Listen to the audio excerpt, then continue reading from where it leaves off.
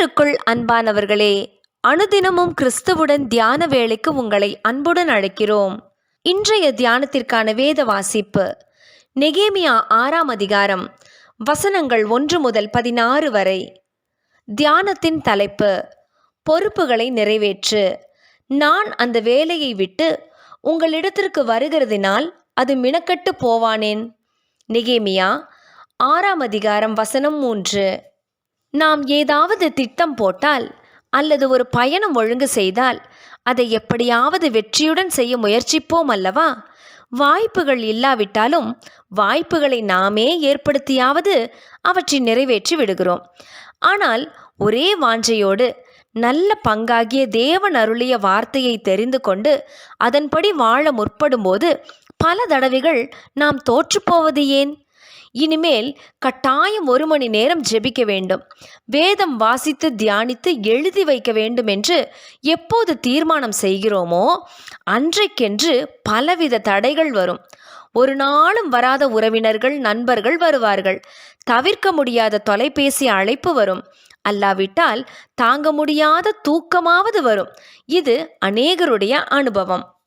அன்று பாபிலோனிலே பானபாத்திரக்காரனாயிருந்த நெகேமியா எருசலேமின் நிலைமையை கேட்டு மனவேதனை அடைந்து ராஜாவின் உத்தரவோடு எருசலேமுக்கு வந்தார். இடிந்து போயிருந்த அலங்கத்தை கட்டி எழுப்ப வேண்டும் என்ற பாரத்தை தேவனே நெகேமியாவின் மனதிலே வைத்தார். நெகேமியா 2ஆம் அதிகாரம் வசனம் 12. அதற்காக எல்லாமே இசைவாகவே அமைந்ததா? இல்லை. பல தடைகள், அவமான பேச்சுகள், நிந்தனைகள் மாத்திரமல்ல, நெகேமியாவுக்கு பொல்லாப்பு செய்ய ஒரு கூட்டத்தார் பல தந்திரமான வழிகளிலே முயற்சி செய்தனர். அந்த வேலை நடந்தேறாத படிக்கு அவர்களுடைய கை சலித்து போகும் அளவுக்கு தடைகளை ஏற்படுத்தினர்.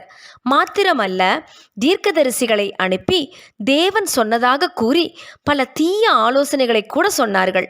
இவை எல்லாவற்றிலும் இருந்தும் நெகேமியா தன் வேலையில், அதாவது தேவனுடைய வேலையிலிருந்து பின்வாங்கி போகவில்லை. அலங்கத்தை 52 நாளைக்குள்ளே கட்டி முடித்தார். இந்த காரியம் தேவனாலே கைகூடியது என்று யாவரும் அப்பொழுது உணர்ந்து கொண்டனர். தீர்க்கதரிசிகள் வந்து சொல்லியும் தடுமாறாத நெகேமியாவின் மன உறுதி நமக்குண்டா? தேவனோடுள்ள அன்பின் உறவில் நிலை கொண்டு வளர முடியாதபடிக்கு குறுக்கிடுகின்ற உலக சோதனைகளை பார்த்து நான் பெரிய வேலை செய்கிறேன், நான் வரக்கூடாது என்று நம்மால் பதில் கொடுக்க முடியுமா?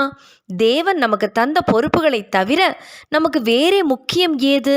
அவ்வழியில் வருகின்ற தடைகளை தகர்த்தெறிவோமாக. தேவனுடைய சித்தத்தை மாத்திரம் நிறைவேற்ற துடிப்போமாக. ஜெபம் செய்வோமா?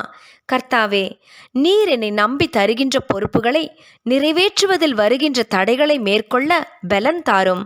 ஆமேன்.